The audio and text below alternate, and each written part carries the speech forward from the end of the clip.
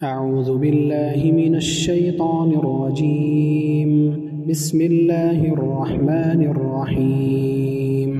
اقرأ باسم ربك الذي خلق خلق الإنسان من علق اقرأ وربك الأكرم الذي علم بالقلم علم الإنسان ما لم يعلم. يا أيها الذين آمنوا قوا أنفسكم وأهليكم نارا وقودها الناس والحجارة عليها ملائكة غلاظ شداد لا يعصون الله ما أمرهم ويفعلون ما يؤمرون. محترم حاضرین کرام اور خواتین اسلام، ہر قسم کی تعریف و توصیف، حمد و ستائش، کبریائی اور بڑائی، تحمید، تمجید اور تسبیح اللہ رب العالمین وحدہ لا شریک لہ، خالق کائنات، مالک ارض و سما کے لیے لائق اور زیبا ہے۔ درود اور سلام نازل ہو اس دنیا فانی کی طرف بھیجے گئے تمام انبیاء اور رسول پر بالعموم، اور بالخصوص ہمارے نبی جناب محمد رسول اللہ صلی اللہ علیہ وسلم پر، اللہم صلی وسلم مبارک علیہ۔ حضرات گرامی، گزشتہ جمعہ میں نئے سال کی مناسبت سے نئے سال میں ہونے والی خرافات اور بدعات کے تعلق سے گفتگو کی گئی تھی، لیکن اس سے پہلے ہم ایک اہم موضوع پر گفتگو کرتے چلے آ رہے تھے 2 جمعات سے، اپنے گھر کو اسلامی گھر کیسے بنائیں، اپنے گھر میں اسلامی ماحول کیسے پیدا کریں۔ ان 2 جمعات میں نے چند چیزیں آپ کے سامنے ذکر کی تھیں کہ گھر کو اگر اسلامی بنانا ہے تو کیا کام ہمیں کرنے چاہیے۔ سب سے پہلی چیز میں نے یہ ذکر کی تھی کہ گھر آپ کا اسلامی اسی وقت بن سکتا ہے جب آپ کا گھر مسجد کے قریب ہو، کیونکہ مسجد کے قریب رہنے سے آپ دین سے جڑے ہوئے رہیں گے، کتاب و سنت کے احکام سے جڑے ہوئے رہیں گے، شریعت مطہرہ کی تعلیمات سے جڑے ہوئے رہیں گے۔ دوسری چیز میں نے یہ ذکر کی تھی کہ اگر اپنے گھر میں اچھا اسلامی ماحول پیدا کرنا ہے تو آپ کو اپنے پڑوسی کو بھی دیکھنا چاہیے کہ آپ کا پڑوسی کیسا ہے۔ بہت سارے گھر خراب پڑوسیوں کی وجہ سے خراب ہیں۔ اچھے پڑوسی کا انتخاب کریں، اچھا پڑوسی نہ ہو اس کو منتقل نہیں کر سکتے، خود منتقل ہو جائے، خود ہجرت کر جائے، یہ بھی ہجرت کی صورتوں میں سے ایک صورت ہے۔ اسی طرح سے گھر کو اسلامی ماحول بنانے کے لیے چیز میں نے ذکر کی تھی کہ گھر کو اسلامی مخالفات سے محفوظ رکھنا چاہیے۔ جتنی بھی شریعت کی مخالفت ہو، ہر طرح کی مخالفت سے آپ کا گھر محفوظ ہو۔ مثال کے طور پر گھر میں آپ کتا نہ پالیں، گھر میں آپ کسی تصویر کو سامنے لٹکی ہوئی نہ چھوڑ دیں، اسی طرح سے آپ کے گھر کے اندر سے میوزک، گانے بجانے اور فحش باتوں کی آوازیں نہیں آنی چاہیے۔ ان سب چیزوں سے آپ کا گھر محفوظ ہونا چاہیے۔ چوتھی چیز میں نے جو آپ کے سامنے ذکر کی تھی اور اسی پر گفتگو چل رہی تھی وہ یہ کہ اپنے گھر کو اللہ رب العالمین کے ذکر سے آباد رکھیں، ہمیشہ اللہ رب العالمین کا ذکر ہو، اور اس ذکر کی ابتدا آپ کے گھر میں داخل ہونے سے ہی شروع ہو جاتی ہے۔ آپ گھر میں داخل ہوتے ہی اللہ رب العالمین کا ذکر کریں، بسم اللہ پڑھ کر کے داخل ہو، گھر والوں کو سلام کریں، السلام علیکم ورحمۃ اللہ وبرکاتہ۔ یہ بھی اللہ رب العالمین کے اذکار میں سے ایک ذکر ہے، یہ بھی اللہ کو یاد کرنے کا ایک طریقہ ہے۔ تو اسی پر ہماری گفتگو چل رہی تھی۔ میں نے شروع میں ذکر کیا تھا کہ گھر کو ذکر سے آباد رکھنا ہے، سلام کر کے آپ داخل ہوں، کھانا کھائیں، آپ بسم اللہ پڑھیں، جو بھی چیزیں ہوں وہ آپ اللہ رب العالمین کے نام سے شروع کریں۔ اسی میں جو ایک دوسری کڑی تھی وہ یہ کہ گھر کو ذکر و اذکار سے آباد کرنے کا ایک مفہوم اور معنی یہ ہے کہ آپ گھر میں نمازیں پڑھیں۔ گھر میں نماز پڑھنے کا یہ معنی نہیں ہے کہ فرض نماز چھوڑ کر کے آپ اپنے گھروں میں نماز پڑھیں۔ فرض نماز جو مرد کے لیے ہے وہ مسجد کے اندر ہی ہے۔ اللہ رب العالمین نے سورہ بقرہ میں ارشاد فرمایا وَأَقِيمُوا الصَّلَاةَ وَآتُوا الزَّكَاةَ وَارْكَعُوا مَعَ الرَّاكِعِينَ۔ اے لوگوں، نماز کی پابندی کرو، زکات ادا کرو، اور رکوع کرنے والوں کے ساتھ رکوع کرو۔ اللہ رب العالمین نے اسی آیت میں 2 مرتبہ نماز پڑھنے کا حکم دیا۔ پہلے عمومی طور پر حکم ہے وَأَقِيمُوا الصَّلَاةَ، نماز کی پابندی کرو۔ اس کے بعد دوسری مرتبہ جب اللہ رب العالمین نے نماز پڑھنے کا حکم دیا تو کہا کہ وَارْكَعُوا مَعَ الرَّاكِعِينَ، رکوع کرنے والوں کے ساتھ آپ رکوع کرو، یعنی نماز پڑھنے والوں کے ساتھ مل کر کے آپ نماز پڑھو۔ مرد کی جو نماز ہے فرض نماز، وہ فرض نماز مسجد میں ہی ہوتی ہے، الا یہ کہ کوئی عذر شرعی ہو۔ عذر شرعی یعنی آپ اللہ سبحانہ وتعالی کے سامنے وہ عذر پیش کر سکتے ہوں اور اللہ رب العالمین اس عذر کو قبول کرے۔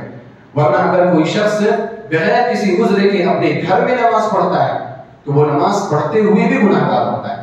اللہ کے رسول صلی اللہ علیہ وسلم نے بڑی ناراضگی کا اظہار کیا ان لوگوں کے تعلق سے جو گھروں میں بیٹھے رہ جائیں، جماعت میں حاضر نہ ہوں۔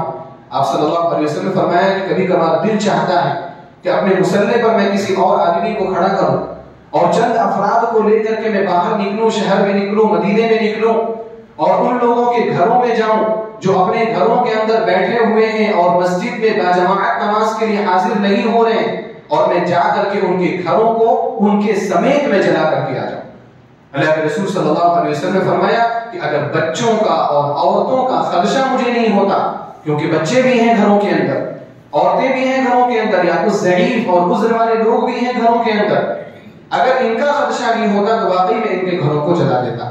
اللہ کے رسول صلی اللہ علیہ وسلم جو اپنی امت کے لیے اتنے رحم دل ہیں، اتنے مہربان ہیں کہ اگر امت کے ایک فرد کو کانٹا بھی چبھے تو نبی صلی اللہ علیہ وسلم کو اس سے تکلیف ہوتی ہے، آپ صلی اللہ علیہ وسلم کسی چھوٹی بات کی وجہ سے گھروں کے جلانے کا ارادہ نہیں کرتے۔ لہذا اس سے پتہ یہ چلا کہ باجماعت نماز بہت ہی اہمیت کے حامل ہے۔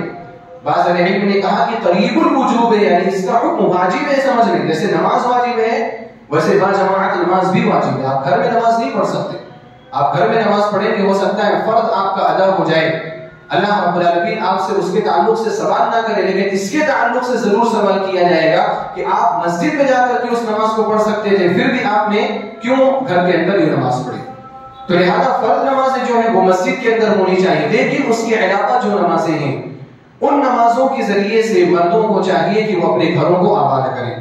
عبداللہ بن عمر رضی اللہ تعالی عنہما روایت فرماتے ہیں، صحیح بخاری سے مسلم کی حدیث ہے، کہتے ہیں کہ اللہ کے رسول صلی اللہ علیہ وسلم نے فرمایا اجعلوا فی بیوتکم من صلاتکم ولا تتخذوها قبورا، اے مسلمانوں تم اپنی کچھ نمازیں اپنے گھروں کے اندر ادا کیا کرو، گھروں کو قبرستان مت بنایا کرو۔ گھروں کو قبرستان بنانے کا معنی یہ ہے، یا گھروں کو قبرستان بنانے سے منع کرنے کا معنی یہ ہے کہ گھروں کو آپ اس طرح سے بے نماز کے نہ چھوڑ دو کہ آپ وہاں پر کوئی نماز ہی ادا نہ کرو، کیونکہ قبرستان میں نماز ادا کرنی جائز نہیں ہے سوائے نماز جنازہ کی۔ نماز جنازہ اگر کوئی شخص قبرستان کے اندر پڑھتا ہے، قبر کے پاس کھڑے ہو کر کے پڑھتا ہے، کوئی حرج کی بات نہیں، لیکن اس کے علاوہ کوئی بھی نماز قبرستان کے اندر نہیں پڑھی جا سکتی۔ بلکہ اگر کوئی شخص قبرستان میں مسجد تعمیر کرتا ہے یا مسجد میں کوئی قبر بناتا ہے، اللہ کے رسول صلی اللہ علیہ وسلم نے ایسے لوگوں پر لعنت کی ہے۔ آپ علیہ السلام نے فرمایا لعن اللہ الیہود والنصارى اتخذوا قبور انبیائہم مساجدا، اللہ رب العالمین یہود پر اور عیسائیوں پر لعنت فرمائے، ان لوگوں نے اپنے انبیاء کی قبروں کو سجدہ گاہ بنا دیا۔ انبیاء کی قبروں کو سجدہ گاہ بنانے کا دو مفہوم ہے، ایک یہ کہ انبیاء کی قبروں پر مسجد بنا دی، دوسرا مفہوم یہ ہے کہ انبیاء کی قبروں پر مسجد کو نہیں بنائی لیکن قبر ہے اور قبر پر جا کر کے سجدے کیا کرتے ہیں۔ نبی علیہ السلام نے ایسے لوگوں پر لعنت فرمائی ہے، اور آپ صلی اللہ علیہ وسلم نے یہ لعنت صرف ایک مرتبہ اپنی زندگی میں نہیں بیان فرمائی، آپ پوری زندگی جب سے آپ نبی بنائے گئے امت کو یہی سکھاتے رہے، شرک سے دور کرتے رہے، لیکن جب نبی علیہ السلام کی وفات میں صرف 5 دن بچے، وفات سے 5 دن پہلے نبی علیہ السلام نے یہ بات لوگوں کو بیان فرمائی، اور صرف اسی پر اکتفا نہیں کیا بلکہ آپ علیہ السلام نے وفات کے دن اپنی وفات سے پہلے بھی یہود اور عیسائیوں پر لعنت فرمائی۔ آپ اس سے اندازہ لگائیں کہ انسان اپنی زندگی کے آخری لمحات میں کن باتوں کو ذکر کرتا ہے، ان باتوں کو بیان کرتا ہے جو باتیں وہ بہت ہی اہم سمجھتا ہے یا جن باتوں میں لوگوں کے فتنے میں پڑ جانے کا اندیشہ ہوتا ہے۔ اللہ کے رسول صلی اللہ علیہ وسلم نے آخری لمحات میں اس طرف اشارہ فرمایا کہ آپ کے زمانے اس امت کے اندر بھی لوگ ایسے ہوں گے جو قبروں میں مسجدیں بنائیں گے یا مسجدوں میں قبریں بنائیں گے۔ تو نبی علیہ السلام نے فرمایا اجعلوا فی بیوتکم من صلاتکم، اپنے گھروں میں نمازیں پڑھا کرو، ولا تتخذوها قبورا، اور ان کو قبرستان مت بناؤ، یعنی جو نوافل ہیں سنن مؤکدات ہیں آپ ان کو گھر میں ادا کر دیا ہے۔ آپ فجر کی نماز پڑھنے کے لیے آ رہے ہیں، اذان کے بعد آپ نکل رہے ہیں، آپ سنت پڑھیں، اذان ہو چکی ہے، وقت ہو چکا ہے، آپ 2 رکعت سنت پڑھ لیں وہاں پر، اس کے بعد آپ مسجد میں آ جائیں۔ آپ ظہر کی نماز پڑھنے کے لیے آ رہے ہیں، 4 رکعت پہلے کی سنت ہے، آپ گھر میں پڑھ کر کے آ جائیں۔ بعد کی جو سنتیں ہیں آپ گھر میں جا کر کے پڑھیں، مغرب کے بعد کی سنت، عشاء کے بعد کی سنت، اگر آپ ڈائریکٹ گھر میں جا رہے ہیں تو آپ گھر میں جا کر کے سنتوں کو ادا کریں، یہ نبی صلی اللہ علیہ وسلم کی تعلیم ہے اور یہی سنت ہے۔ ہاں یہ بات الگ ہے کہ اگر آپ کو اندیشہ ہے کہ میں گھر میں جانے کے بعد میں سنتیں ادا نہیں کر سکوں گا تو پھر آپ اس کو مسجد میں ہی ادا کریں۔ ایسا نہ ہو کہ آپ گھر میں سنت کے بہانے سے آپ نکلے اور گھر میں آپ سنتیں نہ پڑھیں۔ سنتیں نہیں چھوڑنی ہیں، ہم سنتیں پڑھنی ہیں، ان پر تسلسل کے ساتھ ان پر باقی رہنا ہے۔ لہذا اگر گھر پہ جا کر کے پڑھنا مشکل ہے، خواہشات کا غلبہ ہے، یا وہاں پر فتنے ہیں یا کچھ بھی ہے، آپ گھر پر نہیں پڑھ سکتے، تو کم سے کم آپ اس کو مسجد میں پڑھ کر کے جائیں۔ نبی علیہ السلام نے فرمایا وَلَا تَتَّخِذُوهَا قُبُورًا، گھروں کو آپ قبرستان مت بنائیں۔ اسی طرح جابر رضی اللہ تعالی عنہ سے روایت ہے، فرماتے ہیں کہ اللہ کے رسول صلی اللہ علیہ وسلم نے فرمایا اذا قضى احدكم الصلاة في مسجده، جب تم میں سے کوئی شخص اپنی مسجد میں فرض نماز ادا کر لے، فَلْيَجْعَلْ لِبَيْتِهِ نَصِيبًا مِنْ صَلَاتِهِ، تو اسے چاہیے کہ وہ اپنی نماز کا ایک حصہ اپنے گھر کے لیے چھوڑ دے۔ فَإِنَّ اللَّهَ جَاعِلٌ مِنْ صَلَاتِهِ فِي بَيْتِهِ خَيْرًا، کیونکہ اللہ رب العالمین اس کے گھر میں اس کی نماز پڑھنے کی وجہ سے خیر کا معاملہ کرے گا۔ خیر کا معاملہ کیا ہے؟ ایک خیر کا معاملہ تو یہ ہے کہ آپ نبی صلی اللہ علیہ وسلم کی ایک سنت پر عمل کر رہے ہیں۔ دوسرا خیر یہ ہے کہ آپ گھر میں اگر نماز ادا کر رہے ہیں تو نماز کی برکت گھر میں حاصل ہوگی۔ آپ گھر میں نماز کی وجہ سے نورانی ماحول ہوگا، روشنی کا ماحول ہوگا، ایک دینی ماحول پیدا ہوگا۔ تو اس لیے ہمیں اپنی نمازوں کا کچھ حصہ اپنے گھر والوں کے لیے مخصوص کر دینا چاہیے۔ مسجدوں میں بچوں کو لے کر کے آتے ہیں ہم لوگ، کچھ ایسے بچے بھی ہوتے ہیں جو بہت زیادہ شرارت کرتے ہیں، نمازوں میں خلل پیدا کرتے ہیں۔ جب روکا جاتا ہے تو کچھ لوگوں کا اشکال ہوتا ہے، یہ کہتے ہیں کہ اگر ہم بچوں کو مسجد میں نہ لائیں تو بچوں کو نماز کا طریقہ کیسے سکھایا جائے؟ تو نماز کا طریقہ سکھانے کے لیے اللہ کے رسول صلی اللہ علیہ وسلم نے کچھ نمازیں گھر کے اندر پڑھنے کو کہیں۔ آپ فرض نماز مسجد میں آ کر کے پڑھیں بغیر کسی پریشانی کے، بغیر کسی خلل کے۔ اس کے بعد آپ اپنے گھر میں جائیں، سنت پڑھ رہے ہیں، نفل پڑھ رہے ہیں، آپ اپنے گھر کے بچوں کو ساتھ کریں، یکجا کریں، اکٹھا کریں اور ان بچوں کے ساتھ آپ نماز ادا کریں۔ آپ کو سنت پر عمل کرنے کا ثواب بھی ملے گا اور آپ کو تربیت کا ثواب بھی ملے گا۔ لہذا ہم اپنے گھر کو اس طرح سے ذکر سے آباد رکھیں کہ کچھ نہ کچھ نمازیں، چاہے وہ سنن مؤکدات ہوں، نوافل ہوں، اپنے گھر کے اندر ادا کریں۔ نوافل میں تہجد کی نماز ہے، اسی طرح سے چاشت کی نماز جو تقریباً 10 بجے 11 بجے پڑھی جاتی ہے، اس کا بھی اہتمام کرنا چاہیے۔ اور یہ حکم صرف مردوں کو نہیں ہے کہ مرد اپنے گھروں کو ذکر و اذکار سے آباد رکھے، نمازوں کے ذریعے سے آباد رکھے، بلکہ خواتین کو بھی یہ حکم ہے کہ وہ اپنے گھروں کو ذکر سے آباد رکھے۔ اللہ سبحانہ و تعالیٰ نے امہات المؤمنین رضی اللہ تعالی عنہن کو حکم دیتے ہوئے ارشاد فرمایا وَقَرْنَ فِي بُيُوتِكُنَّ، اے نبی کی عورتوں، اور ان عورتوں میں سارے مسلمان کی عورتیں مخاطب ہیں، اے عورتوں اپنے گھروں میں رہا کرو۔ وَقَرْنَ فِي بُيُوتِكُنَّ وَلَا تَبَرَّجْنَ تَبَرُّجَ الْجَاهِلِيَّةِ الْأُولَىٰ، اور باہر مت نکلا کرو، اور اگر تمہیں باہر نکلنے کی ضرورت ہو تو تم زمانے جاہلیت کی زینت کو اختیار کر کے باہر مت نکلا کرو۔ اس کے بعد اللہ رب العالمین نے گھر کے کام بتائے کہ گھر میں کیا کرنا ہے۔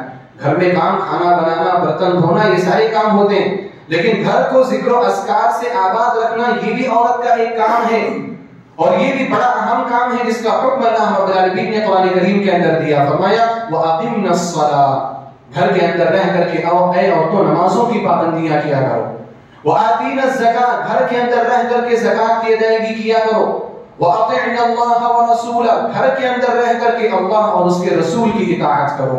اس کے بعد اللہ رب العالمین نے فرمایا وَاذْكُرْنَ مَا يُتْلَى فِي بُيُوتِكُنَّ مِنْ آيَاتِ اللَّهِ وَالْحِكْمَةِ، تمہارے گھروں کے اندر اللہ رب العالمین کی جو آیتیں پڑھی جاتی ہیں، جو احادیث ذکر کی جاتی ہیں، ان کا ذکر کیا کرو۔ یہ امہات المؤمنین کو حکم ہے، عام عورتوں کو یہ حکم ہے کہ گھروں کے اندر رہ کر کے قرآن کریم کی تلاوت کیا کرو، گھر کے اندر رہ کر کے احادیث پڑھا کرو، احادیث پڑھایا کرو، حدیث کی تعلیم اپنے بچوں کو دیا کرو۔ عورتوں کے لیے بھی ضروری ہے کہ وہ گھر کو ذکر و اذکار کے ذریعے سے آباد رکھیں، اور اس بات کو یاد رکھیں کہ اگر کوئی عورت اپنے گھر کو صرف ظاہری سے زینت کے ذریعے سے آباد رکھنا چاہتی ہے، اچھا ماحول بنانا چاہتی ہے، فرنیچر اچھا ہو، گھر اچھا ہو، فرش اچھا ہو، دیواروں پر زیب و زینت ہو، آرائش کی چیزیں ہو، ان ساری چیزوں پر توجہ دیتی ہے، لیکن اگر وہ اپنے گھر کو اللہ کے ذکر سے آباد کرنے کی طرف توجہ نہیں دیتی، اللہ کی قسم وہ گھر کبھی بھی آباد نہیں ہو سکتا۔ گھر کی آباد کاری اللہ رب العالمین کے ذکر سے ہے۔ اللہ کے نام کے اندر ایسی برکت ہے کہ اس سے بہت سارے اختلافات ختم ہو جاتے ہیں، بہت ساری رنجشیں دور ہو جاتی ہیں، شیطان کا عمل دخل ختم ہو جاتا ہے۔ سورہ بقرہ کی تلاوت کے بارے میں اس سے پہلے والے خطبے میں ذکر کیا گیا، نبی علیہ السلام نے فرمایا کہ گھر کے اندر سورہ بقرہ کی تلاوت کرو، شیاطین گھر سے کوچ کر جاتے ہیں، باہر بھاگ جاتے ہیں۔ اللہ رب العالمین کے نام اور اللہ رب العالمین کے کلام میں اتنا پاور ہے، اتنی طاقت ہے. اس لیے خواتین کو چاہیے کہ ان ظاہری سے وہ زینت کا بھی خیال رکھیں، لیکن ان کے ساتھ ساتھ گھر کو اللہ رب العالمین کے ذکر سے بھی آباد کرنے کی کوشش کریں. امہات المؤمنین رضی اللہ تعالی عنہن جن کو یہ تعلیم دی گئی، جن کو یہ حکم دیا گیا، وہ بہترین مثال ہے ہمارے لیے، ہمارے خواتین کے لیے. انہوں نے کیسے گھروں کو ذکر و اذکار سے آباد رکھا. دو مثال میں آپ کے سامنے ذکر کرنا چاہتا ہوں. پہلی مثال سے بخاری سے مسلم کی روایت ہے. حضرت جویریہ رضی اللہ تعالی عنہا راوی حدیث ہے، امہات المؤمنین میں سے ہیں، مومنوں کی ماں ہے، نبی صلی اللہ علیہ وسلم کی بیوی ہیں.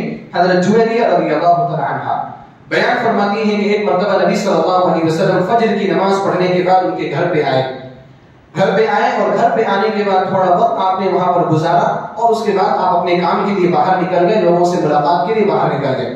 نبی صلی اللہ علیہ وسلم فجر کے بعد جب آئے تھے، حضرت جویریہ رضی اللہ تعالی عنہا اپنے گھر کے مصلی پر بیٹھی ہوئی تھی، ذکر و اذکار کر رہی تھی، عبادات کر رہی تھی، قرآن کریم کی تلاوت کر رہی ہوں یا کوئی بھی ذکر پڑھ رہی ہوں. نبی علیہ السلام نے ان کو اس حالت میں دیکھا. آپ نے کچھ ضرورت تھی، کچھ کام تھا، آپ نے گھر میں کیا اور آپ وہاں سے باہر نکل گئے. نبی صلی اللہ علیہ وسلم باہر رہے. کب تک باہر رہے؟ ایک لمبی مدت باہر رہے. چاشت کے وقت تک قریب باہر رہے، یعنی تقریباً 10 بجے 11 بجے تک نبی علیہ السلام باہر رہے. پھر وہاں سے جب پلٹ کر کے آئے، حضرت جویریہ رضی اللہ تعالی عنہا کو دیکھتے ہیں کہ وہ اسی مصلی پر بیٹھی ہیں جہاں پر نبی علیہ السلام نے ان کو چھوڑا تھا. اللہ کے رسول صلی اللہ علیہ وسلم کو بھی تعجب ہوا اور ان کو لگا کہ شاید ہو سکتا ہے کہ میرے بعد وہ اٹھی ہو، کچھ کام وام کی ہو، آرام کرنا ہے آرام کی ہو، اور اس کے بعد پھر مصلی پر بیٹھ گئی ہو ذکر و اذکار کے. لیکن ایسا بھی ممکن ہے کہ وہ اس وقت سے ابھی تک مصلی پر بیٹھی ہو. آپ صلی اللہ علیہ وسلم نے جویریہ رضی اللہ تعالی عنہا سے سوال پوچھا، ما زلت علی الحال التي فارقتك عليها، کیا آپ اسی حالت پر ابھی بھی قائم اور باقی ہیں جس حالت پر میں نے آپ کو چھوڑا تھا؟ یعنی میں نے آپ کو اس طرح سے چھوڑا تھا کہ ایسے ہی آپ اسی وقت سے بیٹھی ہوئی ہیں؟ جویریہ رضی اللہ تعالی عنہ بیان فرماتی، نعم یا رسول اللہ، اے اللہ کے رسول صلی اللہ علیہ وسلم. ہاں، آپ دیکھیں صبح سے لے کر کے فجر کی نماز کے بعد سے لے کر کے 10 بجے تک 11 بجے تک خواتین جویریہ رضی اللہ تعالی عنہ کا عالم کیا ہے؟ وہ بیٹھ کر کے مصلی پر اللہ رب العالمین کے ذکر و اذکار میں مشغول ہے. ہمارے یہاں کی خواتین کے فجر کی نماز بھی بڑی مشکل سے ہوتی، اور اگر فجر کی نماز ہو بھی جائے، صبح و شام کے اذکار نہیں ہو پاتے، صبح کے اذکار نہیں پڑھ سکتی. صبح کے اذکار بھی اگر ہو جائیں، قرآن کریم کے 2 صفحے 3 صفحوں کی تلاوت نہیں ہو پاتی. ہمارے یہاں کی صبح 10 بجے ہوتی ہے، 11 بجے ہوتی ہے، 12 بجے ہوتی. ہمارے یہاں کی خواتین کا بھی یہی حال ہے، مردوں کا بھی یہی حال ہے، دونوں کی غلطی ہے. ہمارے یہاں کے مرد بھی اسی وقت صبح کرتے ہیں، ہمارے یہاں کی عورتیں بھی اسی وقت صبح کرتی ہیں. نبی صلی اللہ علیہ وسلم کے گھر میں برکت کا یہ ماحول کیسے آیا؟ 2 مہینے چولہے نہیں جلا کرتے تھے، لیکن خواتین جو تھیں، امہات المؤمنین جو تھیں، ان کی زبان پر شکایت نہیں آتی تھی. ایک آدھ مرتبہ انہوں نے شکایت کی، لیکن اس کے بعد کبھی انہوں نے شکایت نہیں کی. یہ گھر کا ماحول کیسے بنا؟ یہ ذکر و اذکار کے ذریعے سے بنا. اللہ رب العالمین کی محبت جب دلوں کے اندر پیوست ہو جاتی ہے، پھر دنیا نظر نہیں آتی لوگوں. دنیا کیسی بھی ہو، زیادہ ہو کم ہو، انسان اس کو گزار دیتا ہے، چاہے وہ خاتون ہو چاہے وہ مرد ہو. اسی چیز پر ہماری تربیت ہونی چاہیے. جویریہ رضی اللہ تعالی عنہا نے کہا نبی علیہ السلام سے، اے اللہ کے رسول صلی اللہ علیہ وسلم، یقیناً میں اسی حالت میں ہوں جس حالت میں آپ چھوڑ کر کے گئے. آپ علیہ السلام نے ان کو سراہا، لیکن اس کے بعد آپ نے ایک اور ذکر ان کو سکھایا جس ذکر کے ذریعے سے وہ زیادہ ثواب کما سکتی ہیں. آپ علیہ السلام نے فرمایا، لقد قلت بعدك 4 كلمات 3 مرات، میں نے آپ کے پاس سے نکلنے کے بعد 4 کلمات 3 مرتبہ کہے. اگر آپ ان کلمات کو پڑھ لو تو آپ نے جو اتنی دیر تک ذکر کیا ہے وہ کلمات ان تمام کے بالمقابل آ جائیں گے، ان تمام کے برابر آ جائیں گے. آپ علیہ السلام نے سکھایا، کہا سبحان اللہ وبحمدہ عدد خلقہ ورضا نفسہ وزینۃ عرشہ ومداد کلماتہ. جو صبح کے اذکار میں ہم پڑھتے ہیں، آپ صلی اللہ علیہ وسلم فرمایا یہ اذکار اتنی اہمیت اور اتنی معنویت رکھتے ہیں کہ آپ کا اتنا لمبا جو ذکر ہے وہ اس کے قائم مقام ہو جائے. قائم مقام صرف اجر میں ہوگا. جویریہ رضی اللہ تعالی عنہا نے جو وقت گزارا اس وقت کا بالمقابل نہیں ہو سکتا ہے. یہ سب چیزوں کی جو فضیلتیں بیان کی جاتی ہیں، مثال کے طور پر مسجد قباء میں آپ نے 2 رکعت نماز پڑھ لی، عمرے کا ثواب ہے.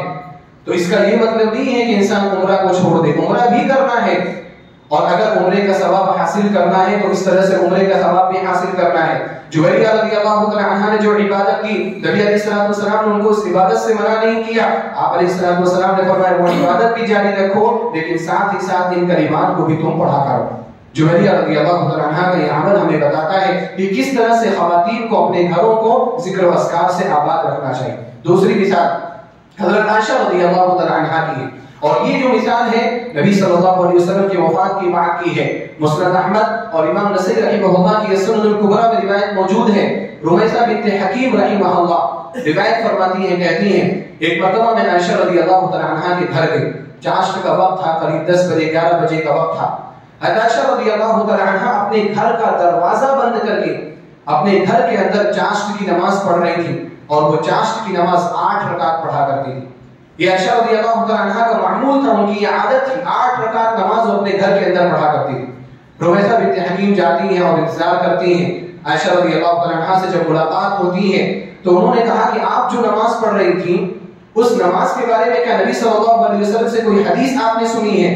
عائشہ رضی اللہ تعالی عنہ نے حدیث سنی تھی، لیکن انہوں نے رمیثہ بنت حکیم رحمہ اللہ کے سامنے اپنی اس نماز سے محبت کا تذکرہ کیا، اور آپ نے فرمایا میں آپ کو ابھی کوئی حدیث بتانے والی تو نہیں ہوں، لیکن میں آپ کو اتنا بتانا چاہتی ہوں کہ اس نماز سے مجھے اتنی محبت ہے کہ لو نشر لی ابوای ان اترکها ما ترک، اگر اللہ رب العالمین میرے والدین کو بھی زندہ کر دے، میری والدین کی وفات ہو چکی تھی، اگر اللہ تعالیٰ میرے والدین کو بھی زندہ کر دے، ابو بکر رضی اللہ تعالیٰ عنہ وغیرہ کو، اور وہ مجھے یہ کہیں کہ عائشہ تم ان نمازوں کو ادا مت کیا کرو، ما ترکتها، میں اپنے والدین کی بھی بات اس سلسلے میں نہیں مانوں۔ اللہ، یعنی اتنی محبت ہے ان کو عبادت سے لے کر۔ وہ 8 رکعت وہ نفل ہے، وہ کوئی فرض نماز نہیں ہے، لیکن اس کا اتنا اہتمام کہ دروازہ بند کر کے کوئی ڈسٹرب کرنے والا نہ ہو، کوئی خلل پیدا کرنے والا نہ ہو، وہ گھر کے اندر رہ کر کے عبادت کیا کرتی تھی، نماز پڑھا کرتی تھی۔ خواتین کو بھی چاہیے کہ وہ گھروں کو اگر اسلامی بنانا چاہتی ہیں تو گھروں کو ذکر و اذکار کے ذریعے سے آباد رکھیں، اور ذکر و اذکار میں جب انسان مشغول ہوگا، نوافل میں جب انسان مشغول ہوگا، ادھر ادھر کی حرکتیں نہیں کرے گا۔ ہمارے یہاں خواتین کا، مردوں کا بھی یہ معاملہ ہے، خواتین کے یہاں زیادہ یہ چیز دیکھنے میں آتی، خواتین دو چار بیٹھ کر کے صرف فضول کی باتیں کرتی، صرف فضول کی بات، اس بات میں کوئی فائدہ نہیں ہوتا، کسی کی غیبت، کسی کی چغلی، کسی کے گھر میں ایسا ہوا، کسی کے شوہر نے ایسا کہا، کسی کے گھر میں یہ آیا، کسی کے گھر سے وہ گیا، صرف یہی باتیں رہتی ہیں۔ لوگوں کے حالت پر نگاہ رہتی ہے، لوگوں کی مالی حالت کیسی ہے، لوگوں کی ازدواجی حالت کیسی ہے، ان چیزوں پر نگاہ رہتی ہے۔ اگر انسان اپنے آپ کو، مرد اور خواتین اپنے آپ کو اللہ رب العالمین کے ذکر میں مشغول رکھیں، ساتھ ہی ساتھ علم حاصل کرنے میں اپنے آپ کو مشغول رکھیں، اتنا وقت ہی نہیں ملے گا کہ یہ فضول کام کر سکیں۔ اس لیے گھر میں اگر اسلامی ماحول پیدا کرنا ہے تو ان چیزوں کا خیال رکھنا ضروری ہے۔ اسی طرح سے 5ویں جو چیز ہے گھروں میں اسلامی ماحول پیدا کرنے کے لیے، وہ یہ ہے کہ اپنے گھر کے اندر انسان نبی صلی اللہ علیہ وسلم کی سنتوں کو عام کرے، تعلیمات کو عام کرے، اور یہ ہر شعبے میں۔ گھر میں اگر کھانا کھا رہے ہیں وہاں پر بھی اسلامی طریقے کو فالو کیا جائے، کوئی بھی اسلام کی مخالفت نہ کرے، کوئی بھی شریعت کی مخالفت نہ کرے۔ گھر میں جو کپڑے پہنے جا رہے ہیں، بچہ جو کپڑا پہن رہا ہے، شوہر جو کپڑا پہن رہا ہے، بیوی جو کپڑے پہن رہی ہے، شریعت کی مخالفت ان کپڑوں میں نہ ہو۔ اسی طرح سے گھر میں اجازت کا ماحول ہے کہ گھر میں انسان اجازت لے کر کے ایک دوسرے کے پاس جائے، وہ چیزیں ہمیں پیدا کرنے کی ضرورت ہے۔ یہ 3 چیزیں میں نے خاص طور پر ذکر کی کیونکہ ان کے بارے میں تھوڑی تفصیل سے میں گفتگو کرنا چاہتا ہوں۔ پہلی چیز یہ کہ گھروں میں جو ہے اسلامی ماحول کھانے کو لے کر کے پیدا کیا جائے۔ گھر میں کھانا جب بنایا جائے اس میں بھی اسلامی چیز دیکھی جائے۔ اسلامی تعلیمات کے مطابق اللہ رب العالمین نے فرمایا وَكُلُوا وَاشْرَبُوا وَلَا تُسْرِفُوا إِنَّهُ لَا يُحِبُّ الْمُسْرِفِينَ، کھاؤ پیو لیکن اسراف سے کام نہ لو، فضول خرچی مت کیا کرو، کیونکہ اللہ رب العالمین فضول خرچی کرنے والوں کو پسند نہیں کرتا۔ کھانا اتنا بنایا جائے جو سب کے لیے کافی ہو جائے، اتنا زیادہ نہ بنا لیا جائے کہ وہ ویسٹ ہو، اس کو ڈسٹ بین میں ڈالنا پڑے، اس کو کوڑے کرکٹ میں ڈالنا پڑے۔ اس طرح سے کھانے کی بربادی نہیں ہونی چاہیے۔ اور یہاں پر ہمیں ان لوگوں کو یاد رکھنا چاہیے جو ایک ایک دانے کے محتاج ہیں، جن کے پاس ایک وقت کا کھانا بھی نہیں آ رہا ہے۔ اللہ رب العالمین نے اگر ایک دانہ بھی ہمیں دیا ہے تو وہ ایک دانہ بھی ہمارے لیے نعمت ہے، کھانے کی بربادی نہیں ہونی چاہیے۔ اسی طرح سے کھانا جب کھا رہے ہوں سب مل بیٹھ کر کے کھانا کھائیں، اور نبی صلی اللہ علیہ وسلم کے طریقے کے مطابق داہنے ہاتھ سے کھانا کھائیں۔ کھانا شروع کرتے وقت بسم اللہ پڑھا جائے، اس چیز کا خاص خیال رکھنا چاہیے۔ صحیح بخاری سے مسلم کی روایت ہے، اللہ کے رسول صلی اللہ علیہ وسلم اپنی اہلیہ ام سلمہ رضی اللہ تعالی عنہا کے گھر میں ہیں۔ ام سلمہ رضی اللہ تعالی عنہا کے ایک بیٹے تھے عمر ابن ابی سلمہ، جو ابو سلمہ سے تھے، ان کے دوسرے شوہر سے تھے، جو ابو سلمہ ان کے پہلے کے شوہر تھے، یعنی نبی صلی اللہ علیہ وسلم کے لیے ربیب تھے، یعنی وہ آپ کی تربیت میں تھے، آپ کے بچے نہیں تھے۔ ام سلمہ رضی اللہ تعالی عنہا کے گھر میں نبی صلی اللہ علیہ وسلم کھانا کھا رہے ہیں۔ عمر ابن ابی سلمہ آپ کے گھر میں ہیں، بچے ہیں، چھوٹے ہیں۔ جب بچے چھوٹے ہوتے ہیں تو کھانے کی تمیز نہیں ہوتی، کھانے کا سلیقہ نہیں ہوتا۔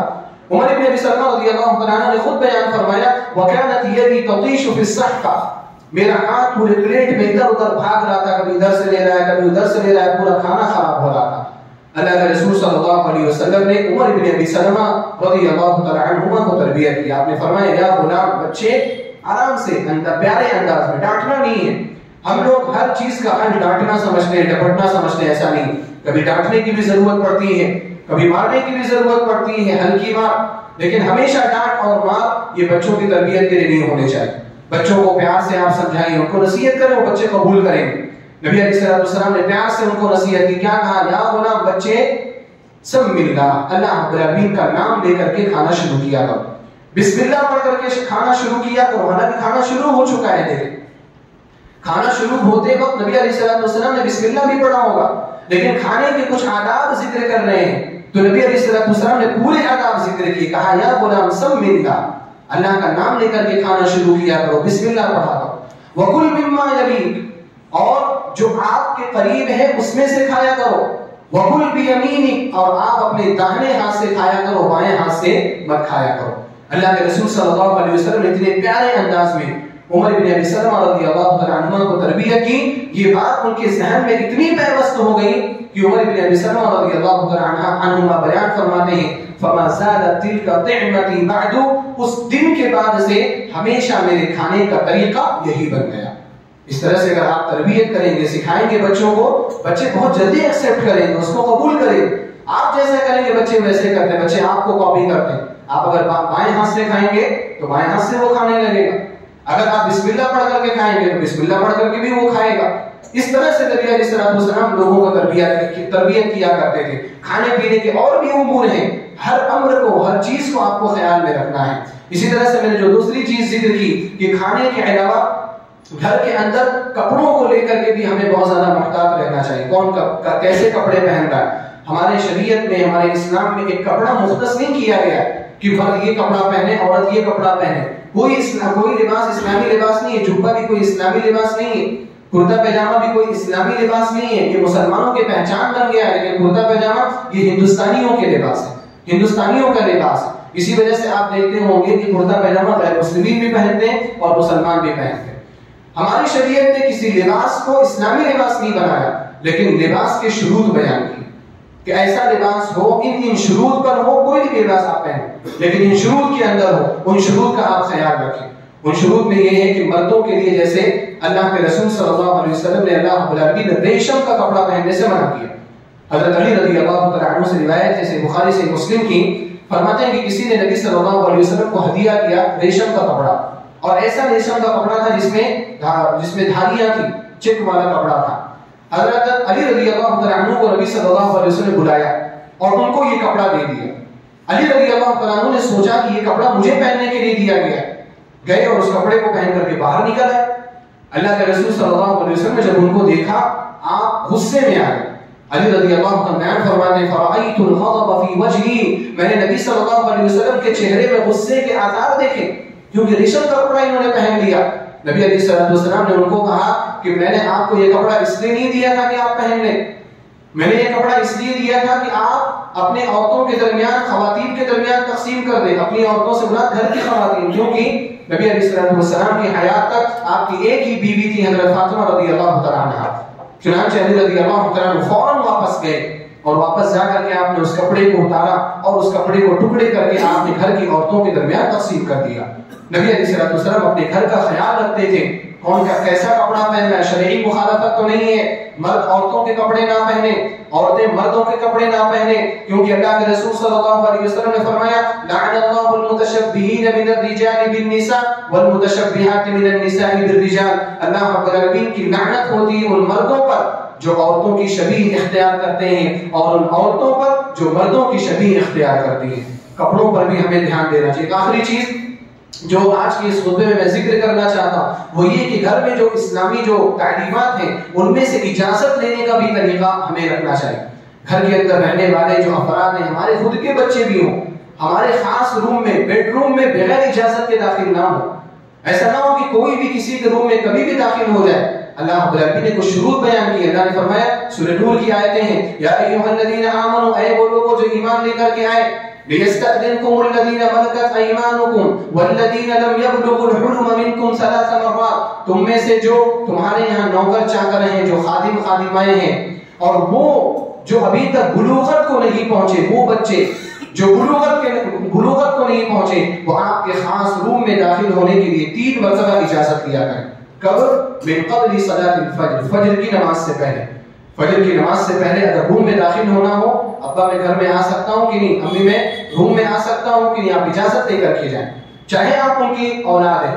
من قبل صلاۃ الفجر، فجر کی نماز سے پہلے۔ فجر کی نماز سے پہلے عام طور پر لوگ سوتے ہیں گھروں کے اندر، کون کس حالت میں سویا ہوا ہے نہیں معلوم۔ اور دوسرا جو وقت ہے وَحِينَ تَضَعُونَ ثِيَابَكُم مِّنَ الظَّهِيرَةِ، ظہر کے کھانے کے بعد، ظہر کے بعد جب تم اپنے کپڑوں کو اتار کر کے جب تم آرام کرتے ہو، وہ بھی آرام کا وقت ہے، اس وقت بھی اگر داخل ہونا ہے تو بچوں کو بھی اجازت لینی ہے۔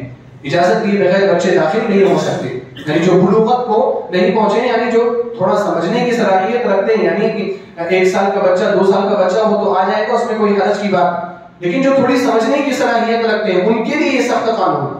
اور جو تیسرا وقت ہے وہ من بعد صلاۃ العشاء، عشاء کی نماز کے بعد، کیونکہ عشاء کی نماز کے بعد کا وقت بھی جو ہوتا ہے وہ سونے کا ہو جاتا ہے۔ اللہ نے فرمایا ثلاث عورات لکم، یہ 3 اوقات تمہارے لیے پردے کے اوقات ہیں۔